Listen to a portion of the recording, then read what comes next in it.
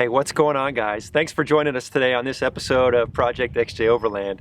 Over the last couple days, we have done a lot of work to the XJ, and I wanted to bring you up to speed on kind of the things we've done. So the first thing we knocked out was the transfer case drop, and we had some challenges with that, but I'll explain that here in a little bit. We upgraded the headlights, we put in some new extended brake lines, and we put in some all new front steering linkage, and then we finally got it out on the road and took it for a test drive. So let me show you kind of through the process how all that went, some of the good and some of the bad, and then stick around till the end of the video, guys, and I'll bring you up to speed on the budget and how much we've spent so far, and then I'm really gonna ask for your help on something we're trying to decide on. So stick around till the end. I hope you enjoy this, guys.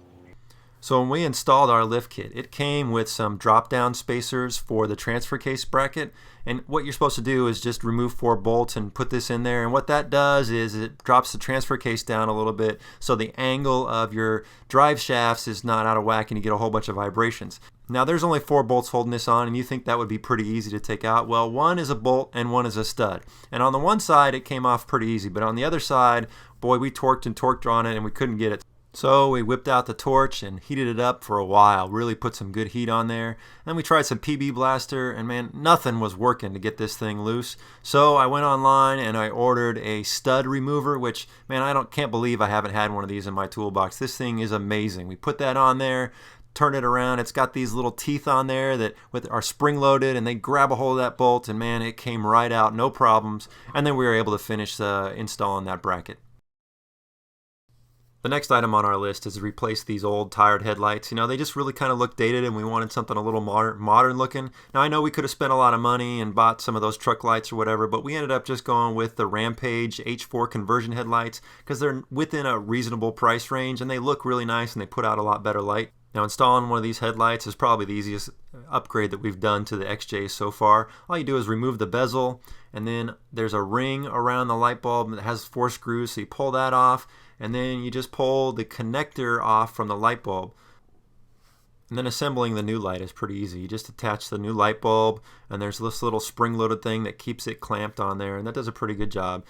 And then you attach this big rubber gasket type of thing. I think that's just to keep water off of the light connections.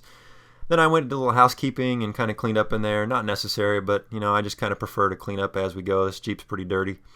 Installing the new light is pretty straightforward. There's no new wiring harness. You just attach it right to the same one, and then do you ever get everything buttoned back up, you've got a whole new light, which I think looks so much better than it did before. And if you look at the previous light, you can tell that we definitely got a little more output from it, and it just looks cleaner and nicer.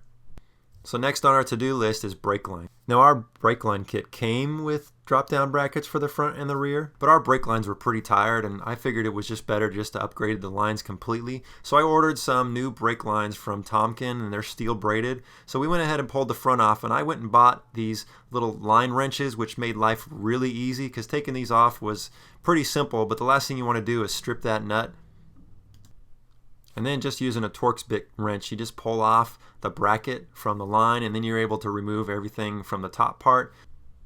And then pulling the cable off of the bottom bracket was really easy. It just came right off, no problems at all. Just make sure that you get both the copper washers off of there before you install the new one. And here's a quick little look side by side of the front brake lines. You can see it's not tremendously long, but it's long enough that it's not going to get caught up in anything, and it's going to give us enough for that extension. Plus, it's brand new, so we're going to have some confidence that it's going to actually hold up. And our kit came with new copper washers, one that goes on the inside and one that goes on the outside of the brake line connection. Make sure you use new ones. You don't want to use old ones because those are really kind of like a new gasket. Installation of the new brake lines was pretty straightforward. You just do everything you did in reverse with the new gear. It was a great install and a great product. Just make sure that you don't have any kinks and everything's going to clear when your tire is flexing all the way out. And our kit came with the new bracket, so we went ahead and used that. Just like the front, we went with the Tomken steel braided line for the rear. It's good quality stuff. Now, when we installed the lift kit, we had already taken the rear brake line off the top mounted bracket, so all we had to do was unscrew that, but I remember that being kind of a pain because it was rusted out pretty good. On the rear brake line distribution box, everything kind of cubs to this centralized area, so you got to take off the 2 steel brake lines, and again, using that line wrench is very helpful. So there's one on the right, one on the left, pull those off, and then the top tube is actually just a vent, so that comes off really easy, and then it all just comes apart. Easy day. And here's just a quick side-by-side of the difference in the brake lines. You can see that this one's significantly longer than the other one. So once again, just installing everything is just doing everything you did in reverse order. So we attached the distribution block and got everything put together there, and then attached that top one. And we used the same mounting hardware even though it came with new ones, but we did just use the new clip and that went on just fine. And now we've got plenty of line to flex out. Just make sure that when you do this, you don't have any hang-ups on anything. Next thing we did was fill up with all fresh new brake fluid, since I'm sure it hadn't been replaced in a while. Then went ahead and just bleeded the brakes, which is pretty straightforward, and then we were done, and man, we got a nice firm pedal now.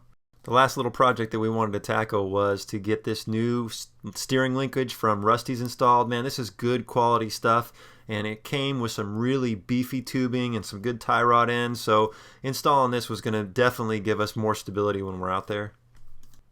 Now, to be honest, there's actually nothing wrong with our current steering linkage. Everything seems to be in good order, but because we lifted and we put these bigger tires on and we're going to be off-roading this pretty hard, we wanted to do this upgrade and give us something a little stronger and a little beefier.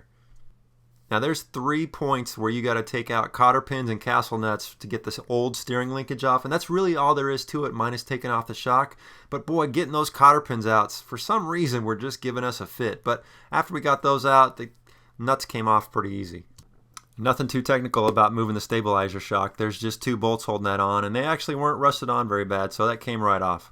Now, removing the linkage from the pitman arm and the knuckles is kind of tough, but if you use a tie rod puller, man, it makes quick work of it, no problem. Just stand clear when that thing gives loose. And here's a side-by-side of the new linkage and the old linkage, and you can see that there's definitely a significant difference. We're definitely upgrading our strength here. Again, nothing fancy here. Installation of everything was pretty straightforward. You just do it all in reverse.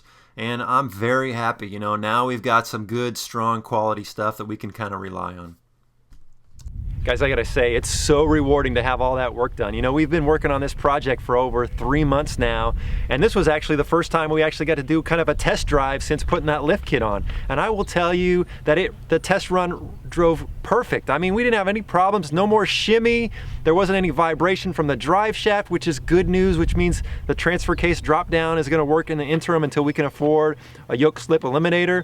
The only problem we had on our test drive was we were driving down the freeway and I started hearing this grinding metal noise coming from the engine bay. And I was really worried. That kind of gave me a pit in my stomach thinking, oh no, something's really bad with the motor. Come to find out that I don't have a battery box, and so the battery kind of slides around and it was hitting up against the AC line, which was hitting up against the fan, which was metal to metal, which was bad. So I'll be ordering a battery box in the near future. But otherwise, the first drive on the freeway and on the road, perfect. I love it. Everything is going great with this, so I'm really excited to continue and then finally get this thing out on the trail. Now, let me tell you where we're at with the budget so far. So before we started with the last couple projects, we were at $6,348. The transfer case drops were part of the Iron Rock Road lift kit that we purchased, so that didn't cost us anything. The lights were $72. The front brake lines were $79. The rear brake lines were $29. And then the front stabilizer shock was $35. And then all that Rusty's Performance heavy duty steering linkage was $279, which takes our new grand total to $6,842, which I'm very happy with where we're at in the budget, because now we've got a very capable rig that we can start to daily drive and we can start getting out on the trail. Now, we still got a lot more to do on Project XJ Overland, but at least now we're ready to start driving it and we can take it out on the trail and we can throw it in some videos, which will be really cool.